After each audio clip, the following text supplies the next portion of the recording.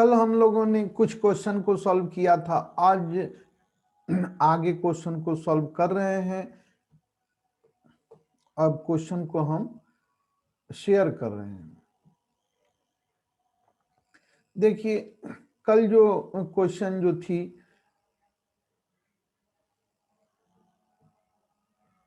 उसमें आपको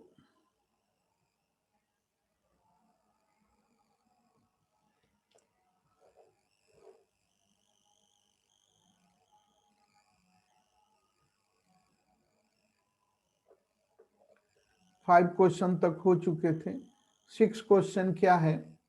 6 क्वेश्चन कह रहा है एक इलेक्ट्रोड का मानक ऑक्सीकरण विभव प्लस 0.76 वोल्ट है, तो इसका मानक अवकरण विभव है।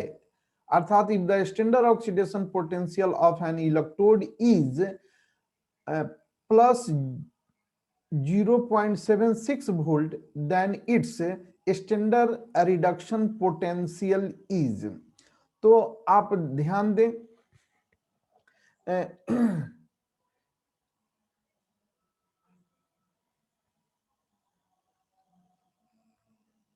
आपको स्टैंडर्ड इलेक्ट्रोड पोटेंशियल जो होता है वह आपको ऑक्सीडेशन वाला इलेक्ट्रोड पोटेंशियल और minus standard electrode potential of reduction, ये दोनों इक्वल होते हैं। थोड़ा इसको पतला कर लें, बहुत मोटा है।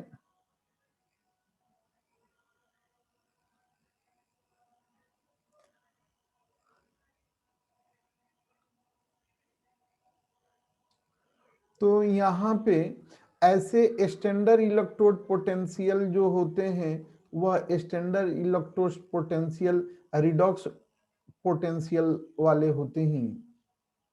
और ऑक्सीडेशन जब होती है किसी गैल्वेनिक सेल में, तो एनोड के तरफ से इलेक्ट्रॉन तथा कैथोड के तरफ से करंट निकलते हैं, और जितना आपको स्टैंडर्ड इलेक्ट्रोड पोटेंशियल ऑक्सीडेशन का होता है, ठीक उसके विपरीत standard electrode potential of reduction होते हैं।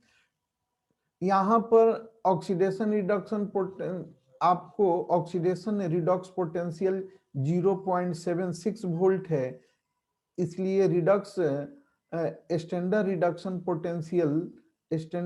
रिडक्शन पोटेंशियल जो होंगे वह आपको -0.76 वोल्ट होंगे। अतः इसका आंसर क्या होगा? इसका आंसर सी होगा। इसका आंसर क्या होगा? सी होगा। नेक्स्ट क्वेश्चन, इसका आंसर क्या हो गया?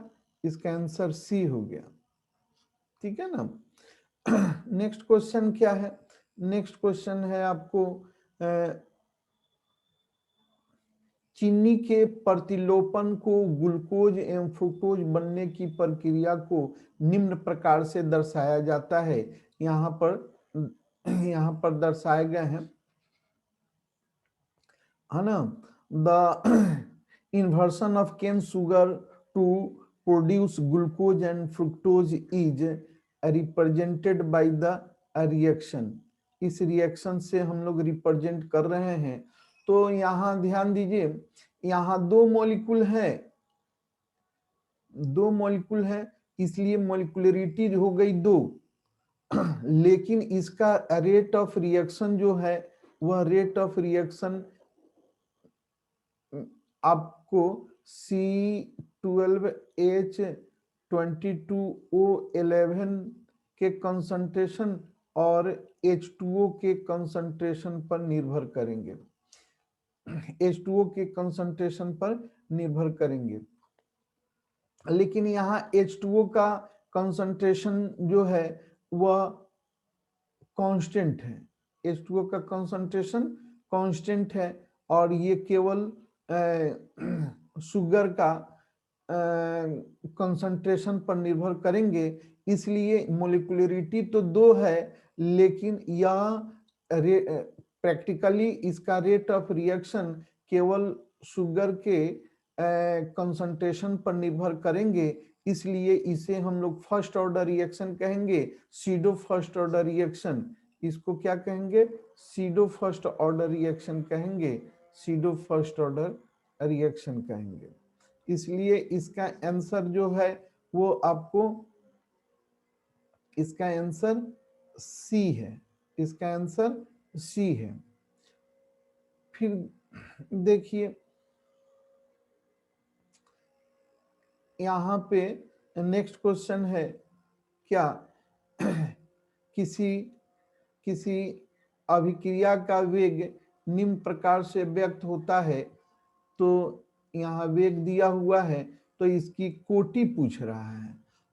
तो रेट इक्वल टू के और ए पे पावर एक्स है और बी पे पावर आपको वाई है, तो एक्स और वाई का सम को, एक्स प्लस वाई के सम को हम लोग ऑर्डर ऑफ रिएक्शन कहते हैं, ऑर्डर ऑफ रिएक्शन कहते हैं।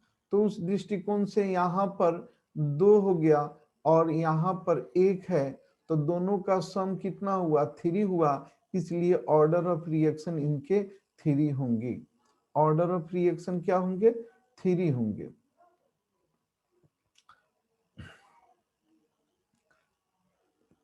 ठीक है, तो इसका ऑर्डर ऑफ रिएक्शन 3 होंगे। क्या कह रहा है ये क्वेश्चन कि द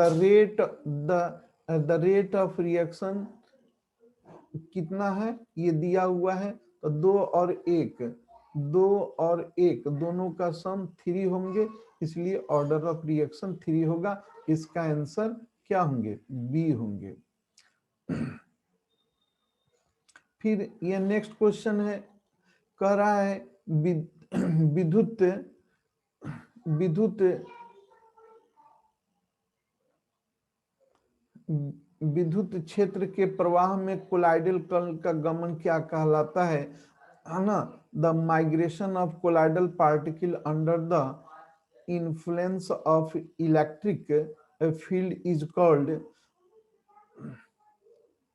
ये क्या कहलाता है?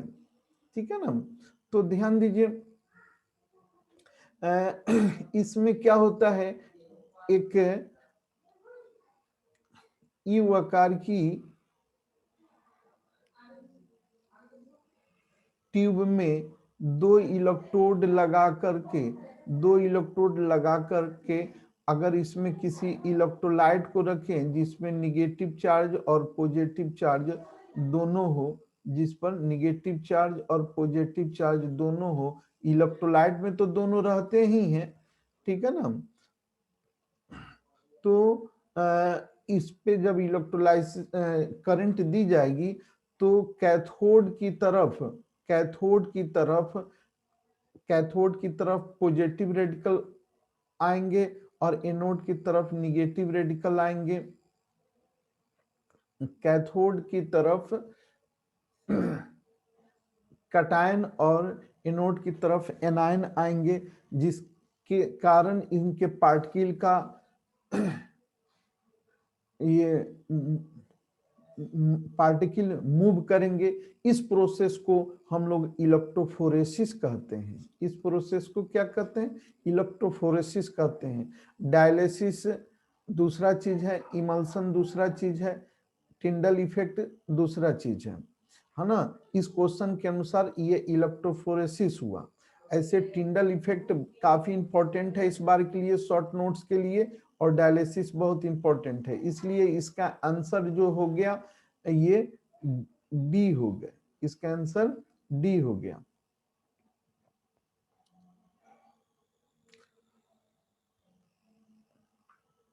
ध्यान दीजिए, ये क्वेश्चन जो है 10वां क्वेश्चन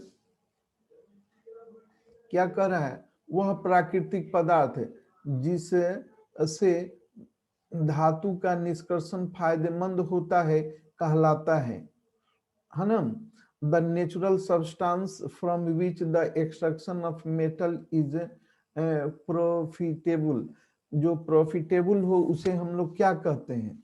तो ध्यान दीजिए, मिनरल से अगर हम किसी ओर्स का एक्सट्रैक्शन करते हैं तो मिनरल से किसी मेटल का एक्सट्रैक्शन करते हैं तो काफी खर्चीला होगा, इसलिए मिनरल से हम पहले ओर निकालते हैं। और उसे कहते हैं जिससे आसानी से कम खर्च में और सुविधा पूर्वक जिससे मेटल का आइसोलेशन किया जा सके उसे ओर कहते हैं। और भी इस ओर में जो इम्प्यूरिटी रहती है उसे गैंग कहते हैं। और गैंग को हटाने के लिए फ्लक्स मिलाई जाती है, और जो इम्प्यूरिटी हट जाते हैं फ्लक्स के साथ उसे हम लोग स्लैग कहते हैं। तो स्लैग आंसर नहीं होंगे, गैंग आंसर नहीं होंगे, मिनरल नहीं होगा, आंसर क्या होगा? ओर होगा। According to definition of or, or वही है जिससे हम लोग आसानी से कम खर्च पर सुविधा से हम लोग एक्सट्रैक्शन कर सके मेटल को, उसे ओर कहते हैं। इसलिए इस दृष्टिकोण से इसका आंसर आपको ए होगा। इस दृष्टिकोण से इसका आंसर क्या हो गया? ए हो गया। ठीक है, इसका आंसर क्या होंगे? ए होंगे, और। ठीक है ना। फिर आपको नेक्स्ट क्वेश्चन क्या कह रहा है? जिस साइनाइड विधि द्वारा प्राप्त धातु, साइनाइड विधि द्वारा प्राप्त धातु कौन है? ठीक है ना, साइनाइड द्वारा प्राप्त धातु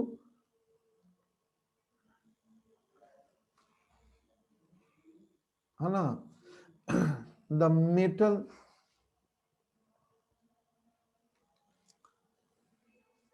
the metal obtained by cyanide process है। तो देखिए, मेटल को जब हम लोग साइनाइड प्रोसेस से आइसोलेशन करते हैं, ठीक है ना, तो यहाँ पर एक मेटल का कॉम्प्लेक्स बनता है, और उस मेटल के कॉम्प्लेक्स में क्या होती है कि उसका उस मेटल के कॉम्प्लेक्स कंपाउंड में कॉम्प्लेक्स कंपाउंड में ये मेटल के कॉम्प्लेक्स कंपाउंड में जिंक डालने से वो मेटल निकल जाता है। तो ये और जिंक के कॉम्प्लेक्स कंपाउंड बनते हैं। ये मेटल जो होते हैं वह आपको सिल्वर हो सकते हैं और गोल्ड हो सकते हैं। इसे साइनाइड प्रोसेस भी कहा जाता है।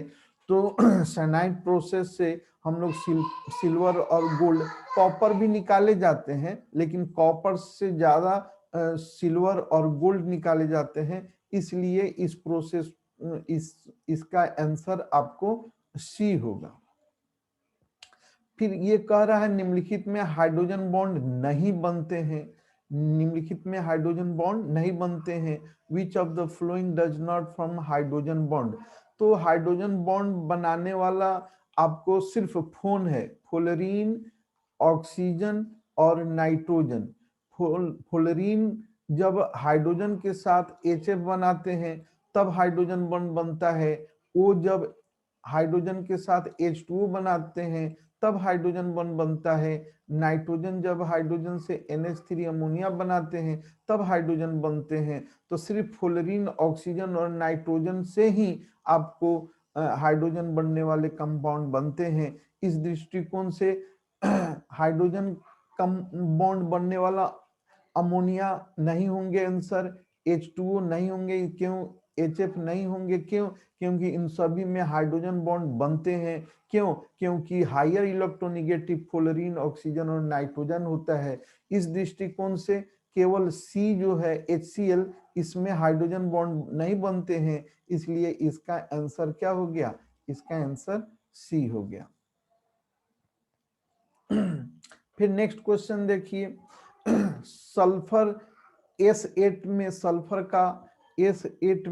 सल्फर का ऑक्सीडेशन नंबर पूछ रहा है। The oxidation number of sulphur in S8 is, तो सल्फर जो है ना फ्री स्टेट में है। यहाँ सल्फर क्या है? फ्री स्टेट में है। S8 हो या S6 हो या S2 हो या S हो, ये सभी के सभी फ्री स्टेट में है, तो इनका ऑक्सीडेशन नंबर, फ्री स्टेट में ऑक्सीडेशन नंबर जो होता है वो 0 होता है, इसलिए इसका आंसर क्या होंगे, 0 होंगे। हाँ ध्यान दीजिए ये सब क्रिस्टल के रूप में रहते हैं, लेकिन H2 जो है वह H2 जब वेपर फेज में रहता है, सल्फर जब वेपर फेज में रहता है तो O2 की तरह ये भी पैरामैग्नेटिक होते हैं, पैरामैग्नेटिक होते हैं। ये क्वेश्चन पूछने की प्रोबेबिलिटी है, जो H2 सल्फर जो है वेपर के रूप में रहते हैं तो पैरामैग्नेटिक क्यों होते हैं, क्योंकि इसमें due to unpaired electron, due to unpaired electron, ये क्वेश्चन पूछने की प्रोबेबिलिटी है ना। ये ऐसे तो बिहार बोर्ड का मॉडल पेपर है, इसमें आ भी सकते हैं नहीं भी आ सकते हैं, लेकिन बनाइए, इससे ज्यादा हो सकते हैं जो क्वेश्चन पूछे। नेक्स्ट क्वेश्चन कह रहा है कि निम्नलिखित में निम्नलिखित यौगिकों में सबसे प्रबल अम्ल कौन है, अर्थात कहने का अर्थ हुआ क्या कि स्ट्रॉन्ग एसिड कौन है, स्ट्रॉन्ग एसिड कौन है, ये पूछ रहा है, ठीक है ना, स्ट्रॉन्ग एसिड कौन है ये पूछ रहा है ना। तो देखिए क्वेश्चन है स्ट्रॉन्गेस्ट एसिड, स्ट्रॉन्गेस्ट एसिड कौन है, तो ध्यान दीजिए यहाँ पर आपको HF, HCl, HBr ये शॉर्ट क्वेश्चन में भी पूछ सकते हैं, और HI, इसमें F का रेडियस जो है वह छोटा है किसके अपेक्षा, क्लोरीन की अपेक्षा, क्लोरीन का छोटा है किसके अपेक्षा, ब्रोमीन की अपेक्षा, आयोडीन का सबसे बड़ा रेडियस है, लेकिन हाइड्रोजन का रेडियस तो सब में इक्वल है, हाइड्रोजन का रेडियस सब में इक्वल है, तो यहाँ पर जो है वह H और H और F की बॉन्ड लेंथ आपको छोटा है किससे, HCl के बॉन्ड लेंथ से, और HCl का बॉन्ड लेंथ छोटा है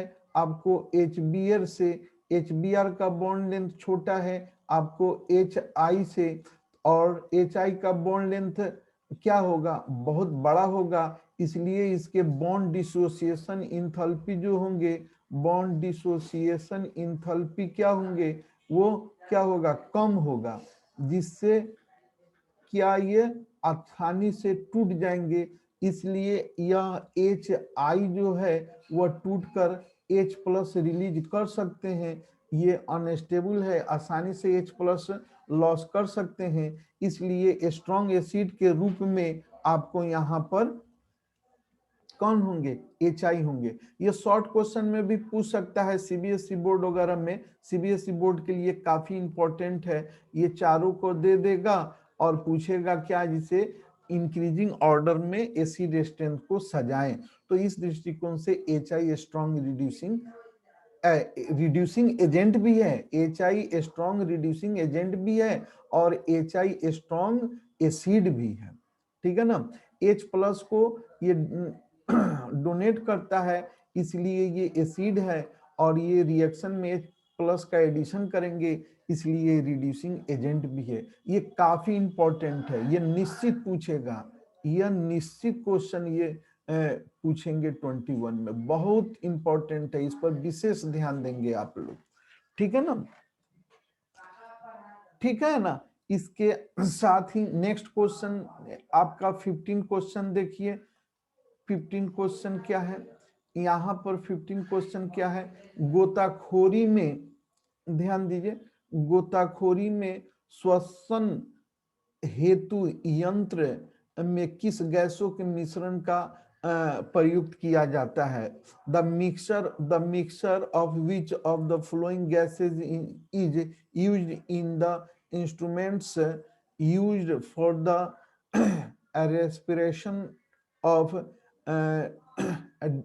डाइवर्स यानी स्कूबा ड्राइवर, गोताखोर जो होते हैं स्कूबा ड्राइवर, उनके जो इंस्ट्रूमेंट होते हैं, गैस सिलेंडर होते हैं, उसमें गैसियस मिक्सचर क्या कौन सा होता है। आप ध्यान दीजिए, एयर में जो होता है आपको 20.99% ऑक्सीजन रहता है और 79% आपको नाइट्रोजन रहता है। तो अगर ये ऑक्सीजन सिलेंडर लेकर के जाएंगे तो पानी के अंदर पानी के अंदर जब वो स्क्यू ड्राइवर जो होगा, वो जब पानी के अंदर जब स्क्रू ड्राइवर जब चलेंगे तो क्या होगा, पानी का प्रेशर पड़ेगा। पानी के प्रेशर करने पड़ने पर ये इनके स्क्रू ड्राइवर के आपको स्क्रू ड्राइवर के बॉडी में आपको ऑक्सीजन भी डिजॉल्व होंगे, साथ साथ नाइट्रोजन भी डिजॉल्व होंगे। क्यों? क्योंकि प्रेशर पड़ेगा। तो जिसके कारण नाइट्रोजन उनके अंदर में अगर डिजॉल्व हो गया, अगर वो गोताखोर जब जब बाहर पानी के बाहर जब आएंगे तो वो नाइट्रोजन निकलना शुरू होगा, जिससे कारण क्या होंगे, उनके नाक मुंह से आपको ब्लड देना शुरू कर देगा। उस बीमारी को हम लोग बेंड कहते हैं। तो यहाँ पर ऑक्सीजन की कंसंट्रेशन बढ़ाने के लिए और तथा नाइट्रोजन की कंसंट्रेशन घटाने के लिए हीलियम मिलाई जाती है ना। हीलियम जो मिलाई जाती है वो 11.7% हीलियम होता है और ऑक्सीजन जो होता है करीब 32 पॉइंट समथिंग होते हैं, ये 56 पॉइंट समथिंग होते हैं, ये मिलाई जाती है। इसलिए इस दृष्टिकोण से इसका आंसर क्या हो जाएगा, ये सी होगा, है ना। इसका आंसर क्या हो जाएंगे, सी होंगे, है ना। ये काफी इंपॉर्टेंट है, शॉर्ट क्वेश्चन में भी पूछ सकते हैं, इस पर विशेष ध्यान देंगे आप लोग। जो दिक्कत होगा वो पूछिएगा। फोन नंबर दिया हुआ है ना। फोन नंबर मेरा बहुत आसान है ना। फोन नंबर बहुत आसान है, जो दिक्कत हो आप हमसे फोन करके, है ना, भी पूछ सकते हैं। हम उसके लिए आपको एक वीडियो भी बना देंगे, जो भी कोई परेशानी होगी। मेरा फोन नंबर है आपको 94, BSNL का है 94 724। सातों दिन 24 घंटा खुली रहती है। जो बच्चे पढ़ने में 20 होते हैं, उनमें 2 जोड़ करके हम उनको 22 बना देते हैं। 20 2 22, यही फोन नंबर है। कोई भी दिक्कत हो पूछ सकते हैं, कोई दिक्कत नहीं है। अब आइए नेक्स्ट क्वेश्चन क्या कर रहा है, संक्रमण तत्वों का स्थान आवर्त सारणी के अंतर्गत है। The position of transition metal in the periodic table is within, है ना। वो डी ब्लॉक के एलिमेंट को हम लोग ट्रांजिशन एलिमेंट कहते हैं, है ना। क्यों? डी ब्लॉक जो होते हैं एस और पी के बीच रहते हैं, है ना। एस का भी प्रॉपर्टीज और पी का भी प्रॉपर्टीज को ये शो करते हैं, इसलिए इसे हम लोग ट्रांजिशन मेटल कहते हैं। तो डी ब्लॉक के एलिमेंट को ट्रांजिशन मेटल कहते हैं। डी ब्लॉक के अंतर्गत आपको ग्रुप 3 टू ग्रुप 12, ये 10 ग्रुप है, जिसमें ग्रुप 12 में आपको जिंक, कैडमियम, Hg और Cn, ये सब जो एलिमेंट है वो ट्रांजिशन डी ब्लॉक के मेंबर हैं, लेकिन ट्रांजिशन मेटल नहीं है। क्यों? क्योंकि इनके डी सबसेल फुलफिल है। इनका डी सबसेल क्या है, फुलफिल है। तो जिस एलिमेंट का डी सबसेल फुलफिल होता है वो ट्रांजिशन नहीं होता है, इसको हम लोग सीडो ट्रांजिशन कहते हैं, ठीक है ना। तो ट्रांजिशन एलिमेंट जो है वो डी ब्लॉक के अंतर्गत आते हैं, ठीक है ना। और ग्रुप 12 को हम लोग क्या कहते हैं, ग्रुप 12 को हम लोग सीडो ट्रांजिशन मेटल कहते हैं, ठीक है ना। अब नेक्स्ट क्वेश्चन है, क्या कर रहा है, निम्नलिखित में कौन प्रथम संक्रमण तत्व के श्रेणी का सदस्य नहीं है। Which of the following is not a member of first transition series. Transition series को 4 भागों में बांटा गया है। फर्स्ट ट्रांजिशन सीरीज जो होते हैं उनके outer most electronic configuration 4s2 और 3d 1 to 10 इलेक्ट्रॉन रहते हैं, और एक सेकेंड ट्रांजिशन सीरीज होते हैं जिसमें आपको 5s2, ये भी ऑब्जेक्टिव में पूछने की प्रोबेबिलिटी है। मैं तो इसे बता ही रहा हूं लेकिन कुछ एक्स्ट्रा जानकारी आपको दे रहा हूं, ठीक है ना। 4d 4d जी 4d 0 चाहे 1 to 10 हो रह सकते हैं। थर्ड ट्रांजिशन जो है वह 6s2 4f पूरा फिलअप होने के बाद, है ना। 5d आपको 1 to 10 रहते हैं, और आपको ये थर्ड ट्रांजिशन है। और फोर्थ ट्रांजिशन जो है उसमें 7s2 और से लेकर के इलेक्ट्रॉन भरते हैं 6d 1 to 10 भरते हैं। तो ये फर्स्ट ट्रांजिशन सीरीज में, यहाँ फर्स्ट ट्रांजिशन सीरीज ये हुआ। तो फर्स्ट ट्रांजिशन सीरीज में आपको एलिमेंट जो है, फर्स्ट ट्रांजिशन सीरीज में जो एलिमेंट है, जानकारी के लिए बता रहा हूं, ऐसे तो डायरेक्ट आंसर हम आपको यहीं से बता देंगे, लेकिन जानकारी ले लीजिए। फर्स्ट ट्रांजिशन सीरीज में आपको स्कैंडियम है, उसके बाद से टिटेनियम है, वेरेडियम है, क्रोमियम है, मैग्नीज है,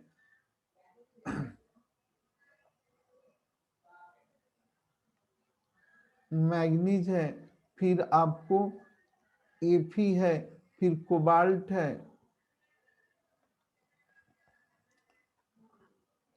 है, निकेल है, कॉपर है और जिंक है। ये फर्स्ट ट्रांजिशन के सब मेंबर हैं। Scandium, titanium, vanadium, chromium, manganese, iron, cobalt, nickel, copper and zinc, ठीक है ना। तो अब इन सबों में आपको ये मैग्नीशियम नहीं है, मैग्नीशियम तो एस ब्लॉक के एलिमेंट है, इसलिए पूछ रहा है जो कौन नहीं है। तो कौन नहीं है, तो मैग्नीशियम नहीं है, इसलिए इसका आंसर क्या हो गया, इसका आंसर सी हो गया। जो भी दिक्कत होगा जरूर पूछेंगे। ऐसे हम पूरा एक्सप्लेनेशन कर रहे हैं, थोड़ा वीडियो तो लंबा बन रहा है, लेकिन मजबूरी है, इसके साथ साथ और जानकारियां आप लोगों की हो जाएगी, है ना, इसलिए हम बता रहे हैं। कोई जरूरी नहीं है कि ये इसी मॉडल पेपर से सारे के सारे क्वेश्चन रहेंगे, तो एक्स्ट्रा जानकारी आपको हो, इसलिए मैं कुछ आपको जानकारी हम दे रहे हैं, ठीक है ना। तो यहाँ पर आंसर हम लोगों ने अभी अभी फर्स्ट ट्रांजिशन सीरीज का देखे हैं, जो इसका आंसर मैग्नीशियम होंगे। फिर यहाँ पर लैंथेनाइड संकुचन किस तथ्य के लिए उत्तरदायी है। लैंथेनाइड संकुचन जो है वह किस तथ्य के लिए उत्तरदायी है, ये क्वेश्चन बन रहा है। ये क्वेश्चन जो है ना, इस क्वेश्चन को ध्यान से देखिए। पहले हम समझेंगे लैंथेनाइड संकुचन है क्या, ठीक है, जिसको हम लोग लैंथेनाइड कंस्ट्रक्शन भी कहते हैं, लैंथेनाइड कंट्रैक्शन कहते हैं। इसको क्या कहते हैं, lanthanide construction is responsible for which effects. तो ध्यान दीजिए, जब ये 6s2 के बाद इलेक्ट्रॉन 4f में प्रवेश करते हैं, 5d से पहले 4f में इलेक्ट्रॉन 1 से लेकर के 14 तक भरना शुरू कर देते हैं, तो यह जो है न्यूक्लियस के काफी नजदीक आ जाते हैं, जिसके कारण ये इसमें ये इसका रेडियस क्या हो जाती है, डिक्रीज हो जाती है। तो यहाँ 4f में इलेक्ट्रॉन का फिलअप करना ही आपको लैंथेनाइड कंट्रैक्शन कहलाता है। उस दृष्टिकोण से आपको यहाँ जिरकोनियम और HF, जिरकोनियम और HF का रेडियस जो है ना वो करीब करीब इक्वल हो जाते हैं। जिरकोनियम और HF का रेडियस करीब करीब बराबर हो जाते हैं, इसलिए इसका आंसर क्या होगा, इसका आंसर सी होगा। इसका आंसर सी होगा। नेक्स्ट देखिए, नेक्स्ट क्या है क्वेश्चन, नेक्स्ट क्वेश्चन है आपको ये 19 क्वेश्चन देखिए, ये 19 क्वेश्चन क्या कह रहा है, ये ध्यान दीजिए।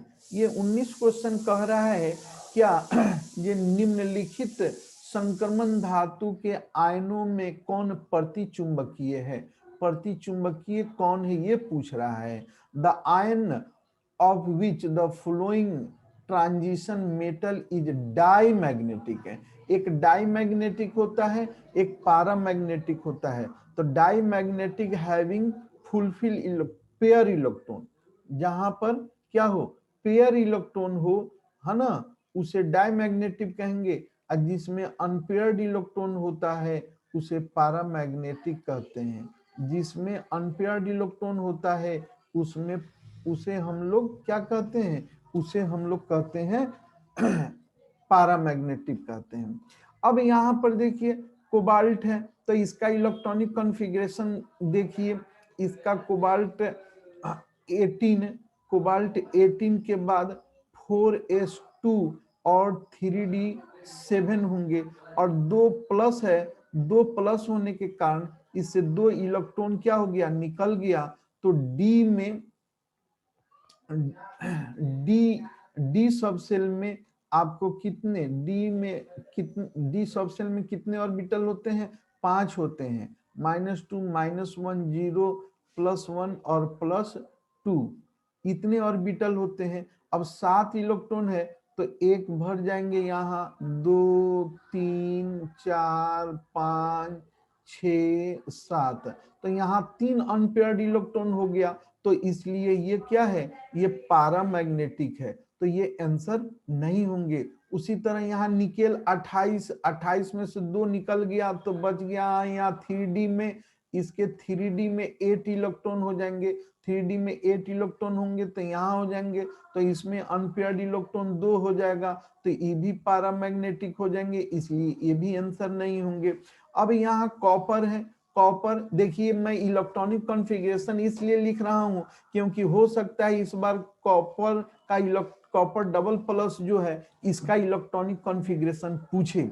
यहाँ कोबाल्ट जो है वह ट्रांजिशन है, यहाँ कोबाल्ट जो है वह ट्रांजिशन है, और ये भी कॉपर डबल प्लस है, ये भी ट्रांजिशन है। यहाँ आर्गन 18 लिखने के बाद 4s से 4s1 और 3d10 होते हैं, तो एक प्लस अगर रहता है यहाँ पे तो 1 इलेक्ट्रॉन निकलते, लेकिन डबल प्लस है तो 2 इलेक्ट्रॉन निकल जाएंगे, तो यहाँ पर क्या हो जाएंगे, 9 हो जाएंगे। तो इसमें एक अनपेयर्ड हो गया, तो ये भी पैरामैग्नेटिक है, तो इसलिए ये भी आंसर नहीं हुआ, ये भी आंसर नहीं हो गया, तो बच गया यही, तो आंसर तो यही होंगे। लेकिन कॉज जानिए भैया, कॉज जानिए। कॉज जानने के लिए आपको यहाँ पर क्या होंगे, 18 आर्गन का लिखने के बाद 4s से इलेक्ट्रॉन निकल गए और 3d10 हो गए, यहाँ पूरा फुलफिल हो गया, तो पूरा फुलफिल हो गया, तो ये क्या हो गया, पेयर इलेक्ट्रॉन हो गया, इसलिए ये डाईमैग्नेटिक है, इसलिए आंसर इसका क्या होगा, इसका आंसर डी होगा। ठीक है ना, कॉज जानो, कॉज जानोगे तो इस क्वेश्चन को नहीं रहेंगे, कहीं दूसरे टाइप के क्वेश्चन रहेंगे तो आपको बनाने में सहूलियत होगी। ठीक है ना, आप सोचते होंगे जो लंबा वीडियो है, अब क्या करेंगे, आप समझना है, आपको समझने के लिए तो थोड़ा सा मेहनत करना पड़ेगा। हम तो कोशिश कर रहे हैं जो लंबा वीडियो नहीं बने, है ना, लेकिन समझना है तो थोड़ा सा लंबा वीडियो बनने की प्रोबेबिलिटी है। तो ध्यान दीजिए, फिर नेक्स्ट क्वेश्चन है, नेक्स्ट क्वेश्चन क्या है, नेक्स्ट क्वेश्चन जो है वो ध्यान दीजिए,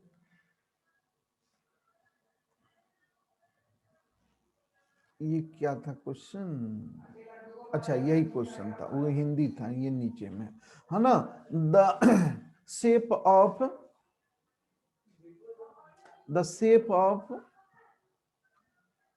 CuNH4 NH3 whole 4 plus 2 is a square planar, the hybridization of copper।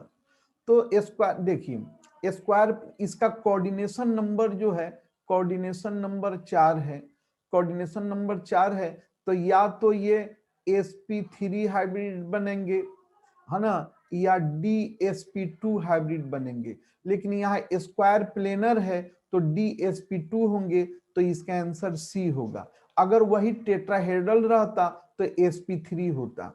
लेकिन ये कोऑर्डिनेशन कंपाउंड में NH3 जो है स्ट्रॉन्ग लीजेंड है, इसलिए स्क्वायर प्लेनर बन रहा है। ये भी कॉज जानना होगा, ये स्क्वायर प्लेनर है क्यों। ऐसा हो सकता है क्वेश्चन पूछे ये टेट्रा एमिनो क्यूप्रिक आयन जो है ना, कॉपर सेकेंड आयन जो है, tetra amine copper second ion जो स्क्वायर प्लेनर क्यों होते हैं, तो यहाँ पर NH3 जो है ना स्ट्रॉन्ग लीजेंड है, जिसके कारण इसके पेनल्टीमेट सेल के डी सब सेल जो है ना इन्वॉल्व हो जाते हैं हाइब्रिडाइजेशन में, और ये dsp2 का निर्माण करता है।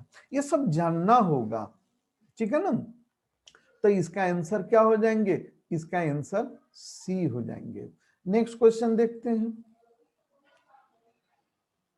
नेक्स्ट क्वेश्चन क्या कह रहा है, ये भी कॉम्प्लेक्स, ये कोऑर्डिनेशन कंपाउंड का ही क्वेश्चन है ये भी, है ना। ये क्वेश्चन कह रहा है इस कंपाउंड में, जो ये कंपाउंड दिया है, इसमें प्लेटिनम का ऑक्सीडेशन नंबर संख्या क्या है। The oxidation number of platinum in PtC2H4 minus में कितना है, ठीक है ना। तो यहाँ पर Pt का आप x मान लो भाई, और यहाँ C2H4 है, तो C2H4 का कंपाउंड के रूप में है, तो इसका 0 हो गया, है ना। फिर प्लस Cl का -1 होता है, -1 इंटू आपको 3 इक्वल टू -1, तो x -3 इक्वल टू -1, तो x इक्वल टू 3 -1 यानी +2, तो इसका ऑक्सीडेशन नंबर क्या हो जाएंगे, +2 हो जाएंगे, ठीक है ना। फिर नेक्स्ट क्वेश्चन क्या कह रहा है, इसका आंसर बी हो जाएगा, इसका आंसर क्या हो जाएगा, बी हो जाएगा। नेक्स्ट क्वेश्चन क्या कर रहा है वो ध्यान दीजिए, है ना। नेक्स्ट क्वेश्चन कर रहा है सेकेंडरी ब्यूटाइल क्लोराइड का यूपाक नेम पूछना, IUPAC यूपाक नाम पूछ रहा है। The IUPAC name of the secondary butyl chloride. Secondary butyl chloride तो पहले तो 4 कार्बन होंगे ही, ठीक है ना, और सेकेंडरी यानी दूसरे कार्बन पे है ना, क्या है, क्लोरीन है। ये सेकेंडरी इसलिए है, इस कार्बन से जुड़े हुआ 2 अल्काइल है, इधर मिथाइल है और इधर इथाइल है ना, इसलिए ये सेकेंडरी हुआ। तो इसका IUPAC नाम पूछ रहा है, तो 1 2 3 4, यहाँ 2 पर क्लोरीन है, तो 2 क्लोरो ब्यूटेन इसका IUPAC नाम है। कहाँ है भाई, यहाँ बी है, तो ये आंसर ये होंगे, ये बी होंगे, ठीक है ना। अब नेक्स्ट देखो भाई, नेक्स्ट क्या कह रहा है, ये कह रहा है निम्नलिखित में से किस विधि से आपको प्राइमरी अमीन प्राइमरी और secondary tertiary alcohol, sorry amine बोला गया है, ठीक है ना, इनका हम लोग अंतर स्पष्ट करते हैं, ठीक है ना। तो इसको अंतर स्पष्ट करने के लिए, उनके बीच में डिस्टिंक्शन करने के लिए, विभेद करने के लिए, है ना, क्या होता है कि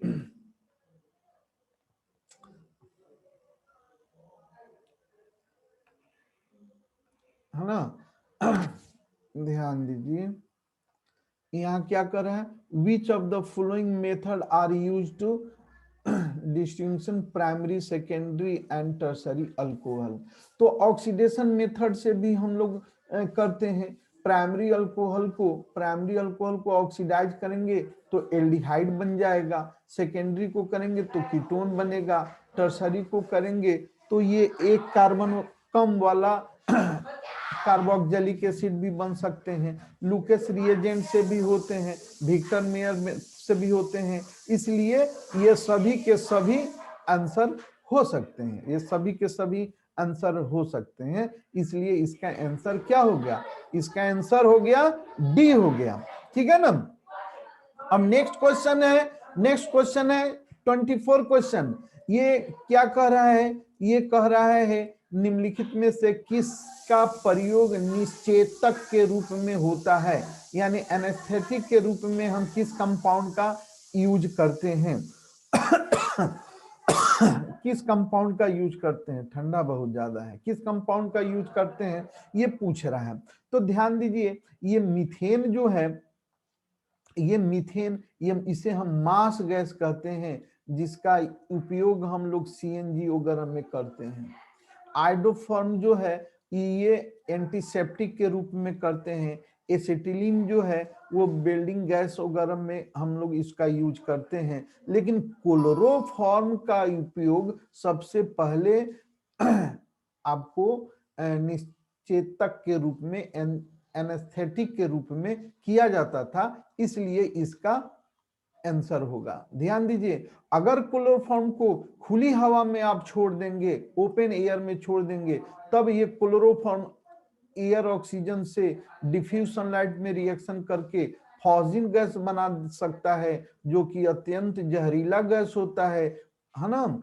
तो बेहोश करने पर वो आदमी कहाँ जाएगा, आप समझ ही सकते हैं। फिर भी क्या करेंगे, ऑप्शन जो है उस दृष्टिकोण से हम तो इसको जवाब देंगे ही, पहले किया भी जाता था क्लोरोफॉर्म से, इसलिए इसका आंसर क्या हो गया, सॉरी, इसका आंसर हो गया ए।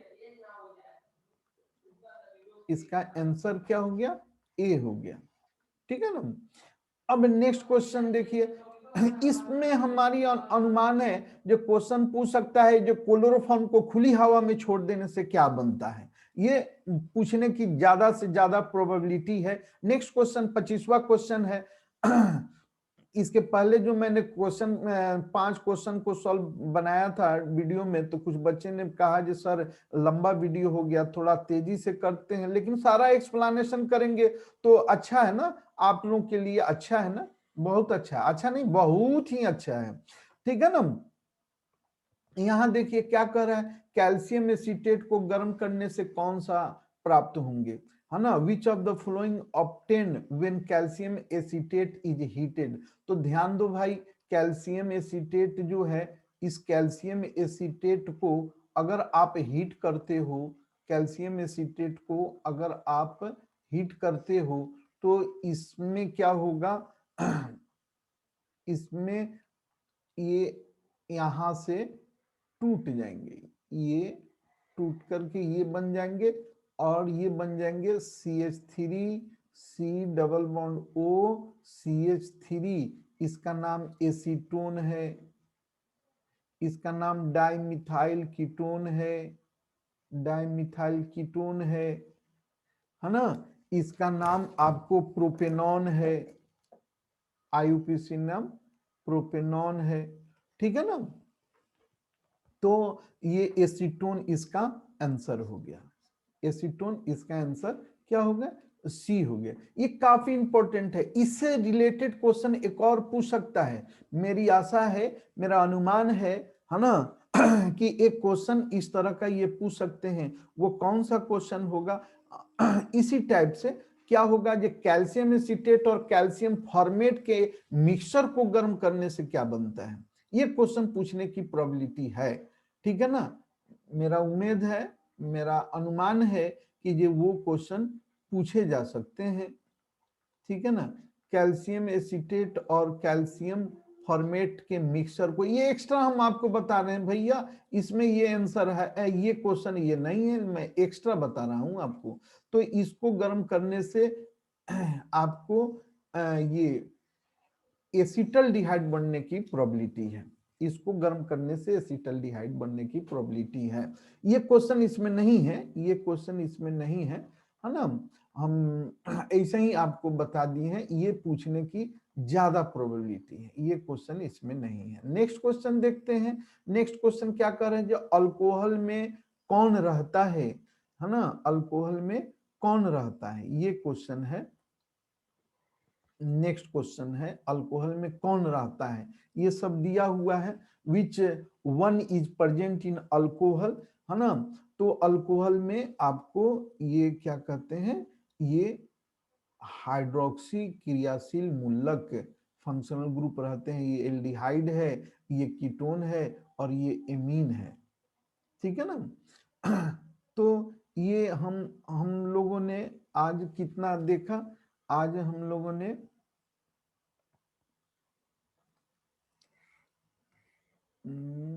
हाँ, आज हम लोग 26 क्वेश्चन देख लिए। लगता है वीडियो लंबा ज्यादा हो रहा है, फिर हम बताएंगे, ठीक है ना। एक और 27 देख लेते हैं।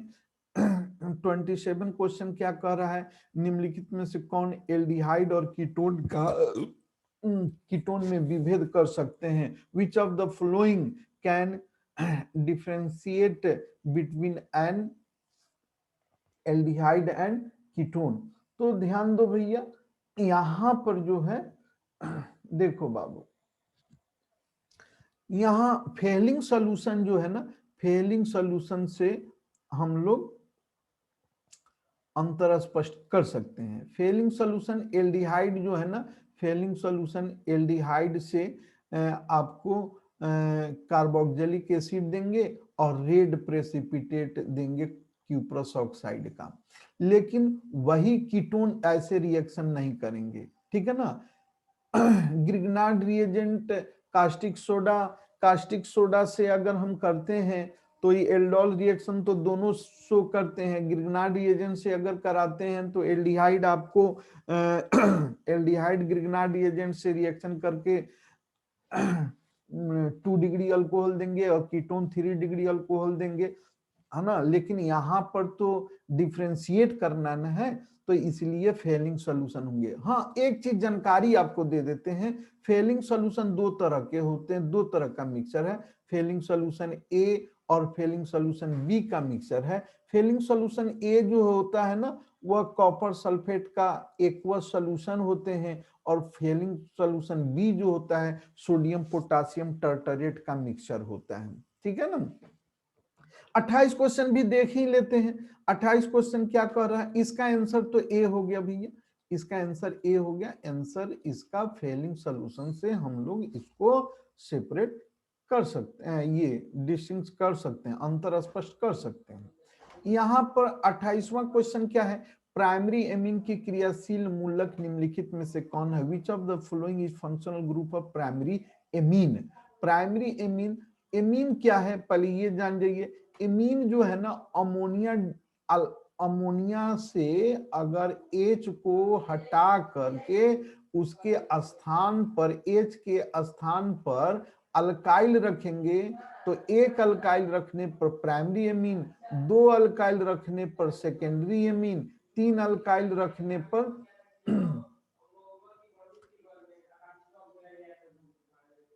है ना, एक अल्काइल रखने पर 1 डिग्री एमीन यानी प्राइमरी एमीन, और दो अल्काइल रखने पर आपको 2 डिग्री एमीन यानी सेकेंडरी एमीन, और तीन अल्काइल रखने पर नाइट्रोजन के पास ये 3 डिग्री एमीन होंगे।